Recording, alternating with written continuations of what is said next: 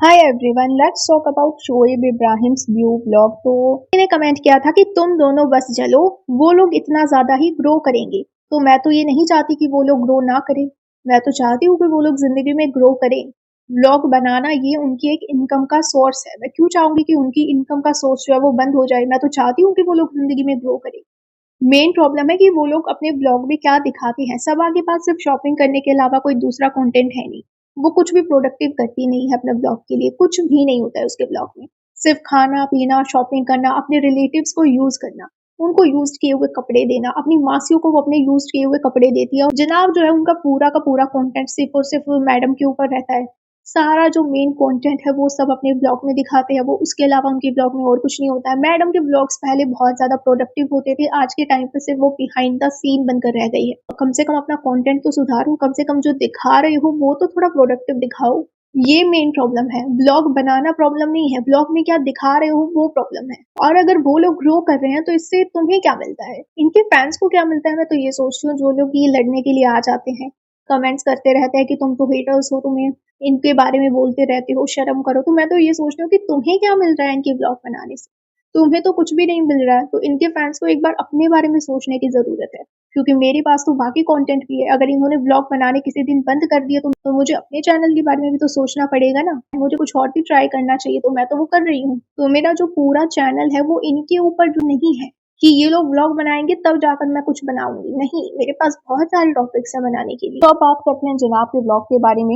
जनाब ने जो देव भैया का बर्थडे सेलिब्रेट किया था उस व्लॉग के बारे में हम लोग डिस्कस नहीं करेंगे क्योंकि उसमें कुछ भी प्रॉब्लमेटिक नहीं था। तो अभी जो जनाब का लास्ट सेकंड व्लॉग आया है उसमें जनाब और मैडम जाते हैं हॉस्पिटल में जहाँ पर मैडम का चेकअप होने वाला था। एंड इसके बाद ना ये लोग नाश्ता करने के लिए जाते हैं हॉस्पिटल में ही। और वहां पर जनाब फिर से हंसते हुए कहते हैं कि हाँ, यहाँ पे पहले पापा एडमिट थे तब हम लोग आते थे। अब जो दीपिका है उनका बॉडी चेकअप होता है, अब फिर से हम लोग यहाँ आते हैं। और ये बात ये फिर से हंसते हुए कह रहा था। हॉस्पिटल की कैंटीन में पापा के ट्रीटमेंट की मेमोरीज शेयर ऐसे हो रही थी जैसे कि कोई बहुत ही फनी मेमोरी डिस्कस हो रही थी। मुझे ये नहीं समझ में आता कि हॉस्पिटल से रिलेटेड ऐसी बातों को कोई इतना हंसते हुए कैसे बताता कि जैसे ये कोई बहुत ही अच्छी मेमोरी हो जिसे याद रखा जाए। मैंने लोगों को अक्सर ऐसी बातें जो है वो सिर्फ और सिर्फ सीरियसनेस के साथ बोलते हुए देखा है। लेकिन इनकी फैमिली में ऐसा कुछ भी नहीं है। ये लोग हंसते हुए बताते हैं। इसके बाद ये दिखाया जाता है कि मैडम कंफ्यूजन चल रहा होता है। जनाब जो है वो मैडम से पूछते हैं कि उनको कैसा लग रहा है।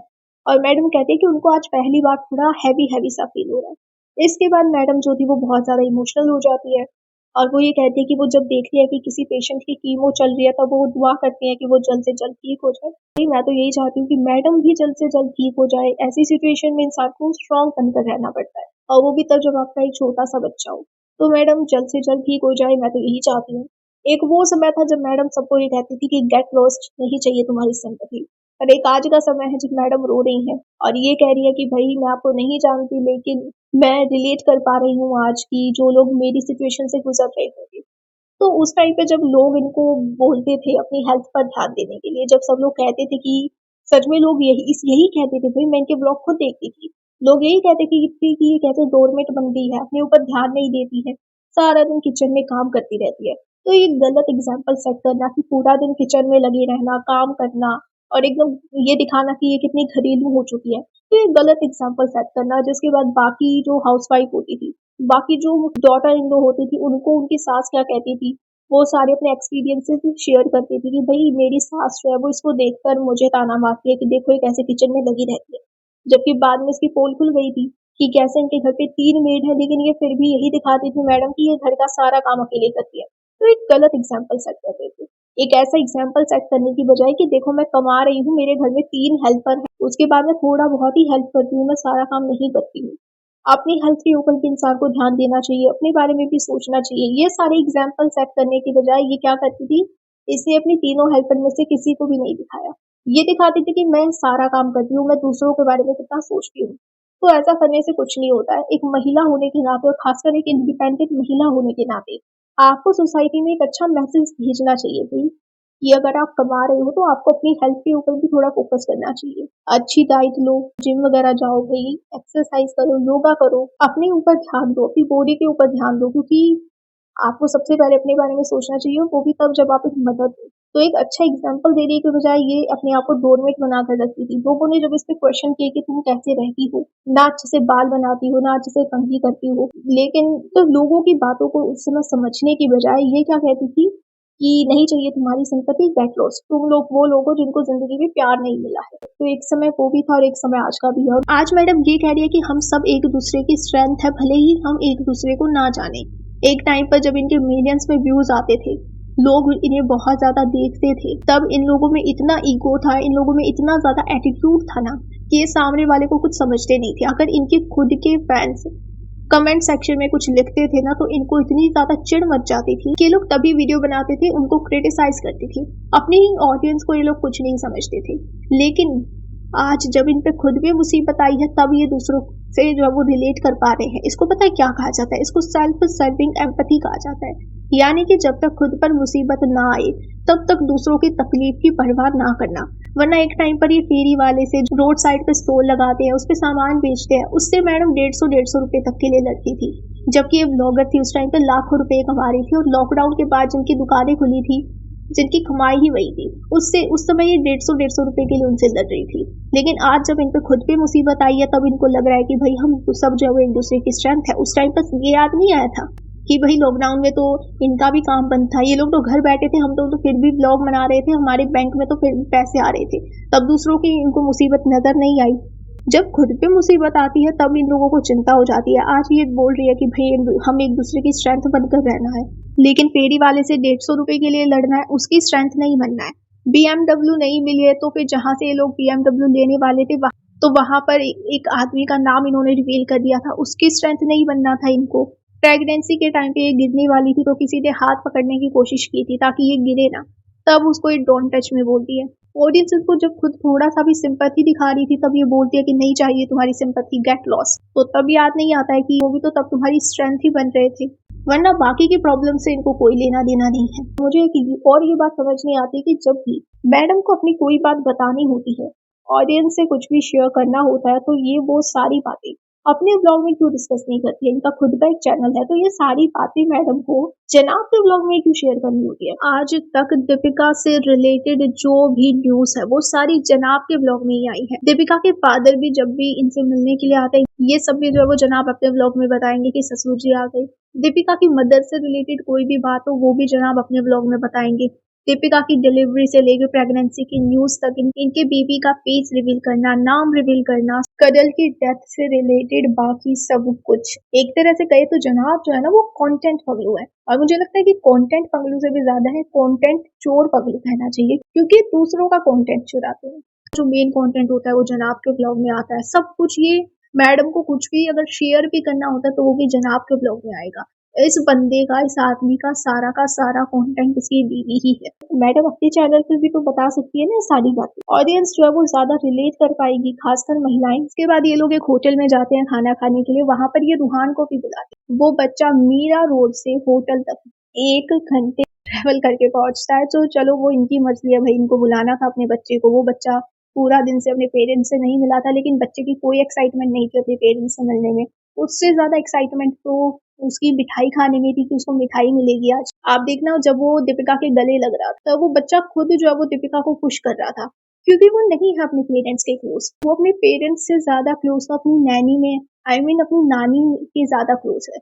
और फिर इन्होंने अपने सिंपैथी वाले कार्ड में जो वो अपने बच्चे को भी शामिल कर दिया कि रूहान के लिए जो है वो बुरा लगता है कि इतनी सी एज में उसको इतना एडजस्ट करना पड़ रहा है, लेकिन बच्चा जो है वो पूरे दिन अपने पेरेंट्स से मिला नहीं है, अपनी मदर से इतना ज्यादा दूर रहा है, लेकिन स्टिल वो मदर को देखने के बाद भी मिठाई के लिए ज्यादा एक्साइटेड है कि मिठाई खाने को मिलेगी, कपकेक्स खाने को मिलेंगे, लेकिन मदर से मिलने के लिए बिल्कुल भी एक्साइटेड नहीं है।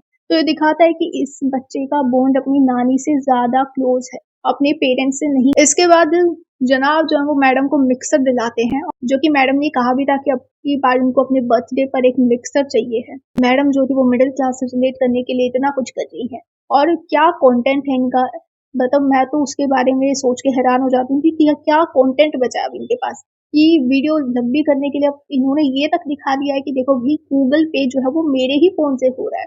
तो जनाब पता चल गया कि आप लोग मिक्सर खरीद रहे हैं। इतना A to Z पूरा सब दिखाने की जरूरत नहीं थी, अगर सिर्फ मिक्सर ऑर्डर करके सीधा आप दिखा देते ना कि भाई मिक्सर आ चुका है, हम यकीन कर लेते, ये गूगल पे तक ऑन करके फिर वो दिखाने की जरूरत नहीं थी। चलता है भाई इतना तो। इसके बाद फिर ये उसको ऑर्डर करता है मिक्सर को, और फिर नेक्स्ट व्लॉग में, अपने ही व्लॉग में, ये दीपिका का गिफ्ट अपने ही व्लॉग में फिर खोल कर भी देखता है। यानी कि चलो ऑर्डर किया तो किया, लेकिन अगर गिफ्ट दिया है तो कम से कम गिफ्ट तो शायद मैडम अपने ब्लॉग में जो है वो ओपन करके उसको दिखा ही सकती थी, लेकिन ये काम भी इसने अपने ही ब्लॉग में किया है। इतना नार्सिसिस्ट कोई इंसान कैसे हो सकता है कि वो कंटेंट का इतना भूखा है कि उसको सब कुछ सिर्फ और सिर्फ अपने ब्लॉग में ही दिखाना है। मतलब एटलीस्ट जिसका गिफ्ट है उसको बोलो ना, उसका भी तो चैनल है, वो अपने चैनल में दिखाएगा। लेकिन इसको इससे भी कोई फर्क नहीं पड़ता है, ये सिर्फ और सिर्फ अपने ब्लॉग में ही दिखाता रहता है सब कुछ। लोग भी कमेंट में कह रहे हैं कि भाई बर्थडे गिफ्ट में मिक्सर ग्राइंडर कौन देता है, कुछ अच्छा दो ना। और ऊपर से फिर ये क्या कहता है कि देखो मुझे तो कोई आइडिया है नहीं, मुझे तो पता नहीं है, तुम मुझे बता देना और तुम्हें क्या चाहिए। इन दोनों की शादी को आई थिंक 6-7 साल तो हो ही गए हैं, 4-5 साल ये लोग लिव इन में रहे हैं। तो इतने साल एक साथ रहने के बावजूद भी इस इंसान को आज तक ये नहीं पता है कि इसकी वाइफ को क्या पसंद है। तो अपने पार्टनर के बारे में तो हर किसी को पता होता है, जिसके साथ इतने साल से रह रहे हो, लिव इन में भी रहे हो, लव मैरिज की है, स्टिल इसको ये नहीं पता कि इसकी बीवी को क्या पसंद है, क्या चाहिए। अरेंज मैरिज की बातें अलग होती है, लेकिन अरेंज मैरिज में भी इतने साल के बाद तो इंसान को पता ही चल जाता है, और इनकी शादी को तो इतने साल हो गए हैं, स्टिल इस बंदे को ये नहीं पता कि इसकी बीवी का किन चीजों में ज्यादा इंटरेस्ट है, किसमें नहीं है, ये क्या गिफ्ट दे सकता है, क्या दीपिका को पसंद आएगा, क्या नहीं पसंद आएगा, इसको कुछ भी नहीं पता। कमेंट सेक्शन में भी लोग बोल रहे हैं कि भाई क्या गिफ्ट कर रहे हो, और एक मतलब इनके फैंस जो है वो इनको इतना ज्यादा डिफेंड करते हैं। एक लेडी जो है वो रिप्लाई कर रही है, अरे ये सही होता है, हम लेडीज को ना क्या होता है ना, इससे हेल्प हो जाती है। आई मीन मतलब ये लोग इतना ज्यादा ये सोचते हैं कि ये लोग हमारी जैसी जिंदगी जी रहे हैं। अगर ये मैडम जो है वो बहुत खुश हो गई है मिक्सर ग्राइंडर देख के, ऐसा कुछ भी नहीं है, ये सिर्फ इनके लिए कंटेंट है। भाई वो खुद खुश कैसे होगी, क्या कौन सा वो कुकिंग करती है। लेकिन ये जो अपनी आप की खुद हाउसवाइफ है वो कमेंट्स में ये लिख रहे हैं कि हरी हमें हेल्प होती है। तो उस लड़की ने एकदम सही रिप्लाई किया कि अपने हस्बैंड को ना एक बार कार वगैरह ठीक करने के लिए जो भी किट होती है वो गिफ्ट करके देखो, फिर उसका रिएक्शन देखो कि क्या निकलता है। और फिर ये मैडम से पूछता है कि कुछ और चाहिए हो तो बता देना, क्योंकि मुझे तो समझ नहीं आता है। तो फिर मैडम खड़ी होती है, वो बताती है कि स्माइल चाहिए जनाब के चेहरे पर, और फिर वो खुद ही गले लगती है। किसी ने कमेंट किया है, नालायक आदमी, दीपिका ने बोला सिर्फ आपकी स्माइल चाहिए और हग किया, लेकिन इस आदमी को कोई फर्क नहीं पड़ा। चाहता तो खुद से भी हग कर सकता था, प्यार से फोरहेड पर किस कर सकता था, बट नहीं करेगा। सिर्फ खुद से प्यार है, इसे नाशुक्रा है। पूरी फैमिली को दीपिका ने पाला है, हम सब देख रहे हैं, लेकिन खुद का 6 साल पूरे हो गए, उसका सेलिब्रेशन मनाना जरूरी है। सेल्फी आदमी, आई मीन सेल्फिश आदमी लिखना चाहती थी ये। दीपिका पर तरस आता है। बिल्कुल सही कहा इन्होंने, जो भी लिखा है तो हक भी नहीं कर सकता है। गिफ्ट दिया है, मैडम चाहती है कि भाई आपके चेहरे पे स्माइल चाहिए, तो सामने वाला पार्टनर ऑटोमेटिकली अपने आप हक कर लेता है भाई कि हाँ देखो मेरी बीवी मेरे बारे में कितना सोचती है कि उसको कुछ और नहीं चाहिए। अब वो क्या करेगी, क्योंकि जनाब जो है वो खुद तो अपनी तरफ से थोड़ा सा भी एफर्ट नहीं डाल दिया।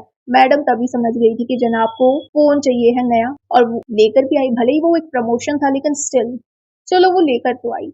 लेकिन जनाब जो हम अपनी मैडम के बारे में थोड़ा सा भी नहीं जानते हैं कि उनको सच में क्या चाहिए है। और ये तो सही कहा था इन्होंने कि पूरा इससे अपने 6 साल पूरे हो गए, इसका सेलिब्रेशन इसने बनाया है पूरे व्लॉग में।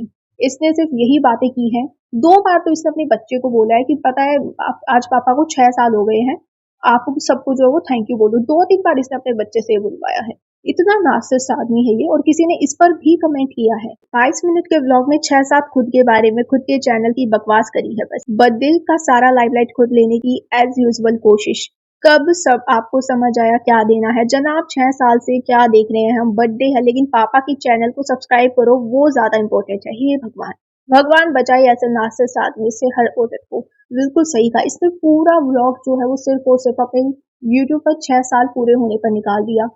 और अभी दीपिका की भी जो है वो शायद मई में इसने ब्लॉगिंग शुरू की थी, उसमें 6 साल पूरे हो गए। फिर मैंने नहीं देखा किसी ने भी अपनी तरफ से थोड़े से भी एफर्ट्स डाले हो, एक केक ही कट किया हो, किसी ने थोड़ा सा भी एफर्ट्स नहीं डाला अपनी तरफ से। लेकिन जनाब जो है उन्होंने पूरा एक व्लॉग निकाल दिया और ये बताया कि देखो मेरी जर्नी को जो वो 6 साल पूरे हो गए हैं। ये इतना नार्सिसिस्ट इंसान है कि को इतना भी ये नहीं समझ पा रहा कि मेरी बीवी का बर्थडे है तो थोड़ा मैं उसको पैम्पर करूं, जब वो भी तब जब उसकी तबीयत ठीक नहीं है।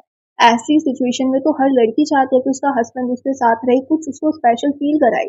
लेकिन ये आदमी, इसके 6 साल पूरे हो गए फिर ये केक बनाने लग जाता है, क्योंकि कंटेंट नहीं था ना। केक में भी सबको पता है कि दीपिका की तबीयत ठीक नहीं है, लेकिन स्टिल इसने इतना मैदा यूज किया, शुगर ऐड किया। जब ऑलरेडी तुमने ये डिसाइड किया था कि तुम जो हो वो खजूर लेने वाले हो, तो तुमने शुगर ऐड ही क्यों की? और इस पर तो लोगों ने इतने कमेंट्स किए हैं, may be you should check the definition of healthy, clearly this cake is not healthy for a cancer patient. So much sugar and dates. This is what happens when you are not educated.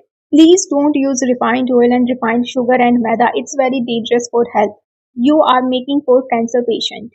Father and mother को diabetes है, madam खा नहीं सकती। मोटे cousin जो इतने मोटे हैं, चालू खुद भी मोटी, नल्ला डाइटिंग करता है, फिर भी इतना केक लाते हैं और बनाते हैं। इस्लाम में केक कट नहीं करते हैं। सो सब कुछ डायफंक्शनल है, हिपोक्रिट है। डेट्स और शुगर दोनों नहीं डालते। I think you forward, Deepika को शुगर नहीं देनी, डेट से मीठा हो जाना था। Stop using white sugar, it's not good for health, specially for people with cancer and tumour. मेरे कमेंट्स डिलीट कर दिए इन्होंने, ये कहाँ से हेल्दी केक हुआ भाई, इतनी चीनी और मैदा, ये लोग बीमारी का बहाना क्यों मारते हैं फिर? तो ये सारे कमेंट्स थे, और सिर्फ यही नहीं, बहुत सारे कमेंट्स। अब मैं इतने सारे कमेंट्स पढ़ूंगी तो वीडियो ऑलरेडी बहुत लंबी हो जाएगी, लेकिन लोगों ने ये बात हाईलाइट की है कि ये जो केक ये बना रहे हैं वो हेल्दी तो नहीं है। मैदे की जगह ये लोग आटे का यूज कर सकते थे। जब ऑलरेडी खजूर डाल दिया है तो फिर शुगर डालने की जरूरत क्या थी? और फिर ऑयल इतना ज्यादा यूज कर रहे हैं, तो हेल्दी कहाँ से हुआ ये केक? हेल्दी के तो बहुत सारे डेफिनेशन होते हैं ना। और ये हमेशा सिर्फ केक बनाने से और फिर केक को कट करने से बर्थडे सेलिब्रेट नहीं होते हैं, कुछ और भी कर सकते हैं। किसी ने कमेंट में भी लिखा है कि कभी तो कुछ नई तरह से बर्थडे सेलिब्रेट कर लिया करो, वही केक कटिंग, वही रात को सबको डिस्टर्ब करते हुए ब्रिंगिंग, वही JW का खाना, वही गिनती के 6 लोग, वही सूट्स का लेना देना, सब कुछ तो न्यू करो। एग्जैक्टली बिल्कुल सही कहा है भाई, कुछ तो न्यू करो। इनके बर्थडे के सेलिब्रेशंस ऐसे ही होते हैं, कुछ भी नया नहीं होता है इनके ब्लॉग में, और लोग ये बात हाईलाइट कर रहे हैं। स्टिल इसके पास कोई कंटेंट नहीं था, तो जनाब ने सोचा कि मैं केक बनाता हूँ, वो भी हेल्दी केक, जिसको इसने पूरा का पूरा अनहेल्दी बना दिया। तो यही था जनाब के इस व्लॉग में, और कुछ भी नहीं था। सिर्फ अपने YouTube के 6 साल पूरे होने के लिए जनाब इतने ज़्यादा एक्साइटेड, और वो भी मैडम के बर्थडे से ज़्यादा। और जब तक मैं ये रिकॉर्ड कर रही हूँ, जनाब का भी नेक्स्ट व्लॉग आ चुका है भाई, मैडम का भी नेक्स्ट व्लॉग आ चुका है कि मेरे बर्थडे की तैयारियां, डब्बा का भी नेक्स्ट व्लॉग आ चुका है कि भाभी के लिए स्पेशल गिफ्ट। तो ये जो व्लॉग है उसका रिव्यू हम लोग नेक्स्ट वीडियो में करेंगे। सो अभी के लिए इतना ही, मिलते हैं नेक्स्ट पॉडकास्ट में। अगर आपको ये वीडियो अच्छी लगे तो प्लीज मेरे चैनल को सब्सक्राइब कीजिएगा। Thank you.